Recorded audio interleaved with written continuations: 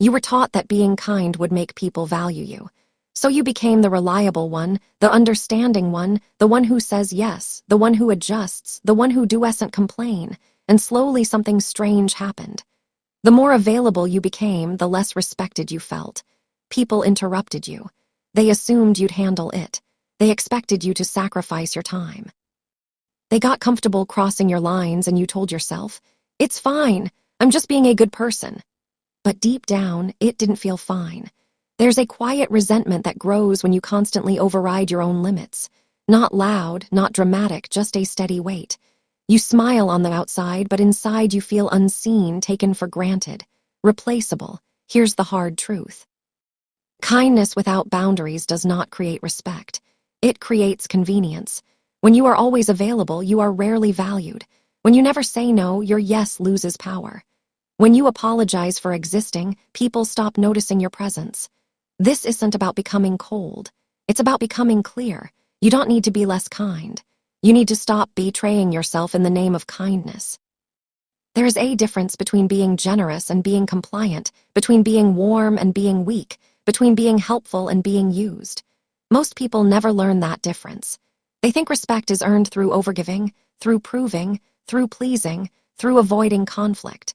They shrink their voice so others feel comfortable. They swallow opinions so nobody feels challenged. They trade honesty for harmony. But harmony built on self-erasure is not peace. It is quiet self-abandonment.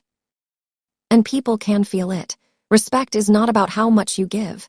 It is about how solid you stand. When your words are measured, when your tone is steady, when your limits are visible, when your no does not tremble, something shifts. People lean in differently. They speak to you differently. They think twice before crossing you. Not because you became aggressive, but because you became grounded. In this audiobook, you are going to learn something most people never practice. How to remain kind while being unshakable. How to speak calmly without sounding uncertain. How to say no without guilt. How to set boundaries early instead of exploding later. How to stop explaining yourself to people who never asked you to. You will learn how to detach from the need to be liked, because being liked and being respected are not the same currency. One makes you socially comfortable. The other makes you powerful. There will be moments when you feel the urge to soften your words, to add an extra apology, to over-explain your decision, to say yes just to avoid tension. That urge is old conditioning. You are not here to eliminate kindness. You are here to upgrade it. Real strength is quiet. Real authority is calm. Real confidence does not beg for approval. Imagine walking into a room and not needing to impress anyone. Imagine saying, "That doesn't work for me," without your heart racing. Imagine holding eye contact after you speak instead of looking down. Imagine helping people because you choose to, not because you're afraid not to. That is what changes everything. You can be warm without being walked over. You can be generous without being drained.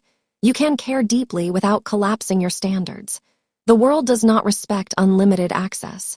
It respects clear limits. Over the next hour, you will reshape how you show up in conversations, in relationships, at work, in your own mind. You will notice the small habits that quietly reduce your presence, and you will replace them with behaviors that signal stability. This is not about dominance. It is about self-respect. Because once you respect your own time, your own space, your own energy, others begin to adjust automatically. They don't respond to your kindness. They respond to your certainty. And certainty comes from knowing where you stand.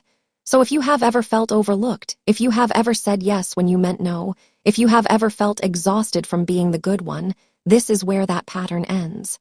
You don't need to harden your heart. You need to strengthen your spine.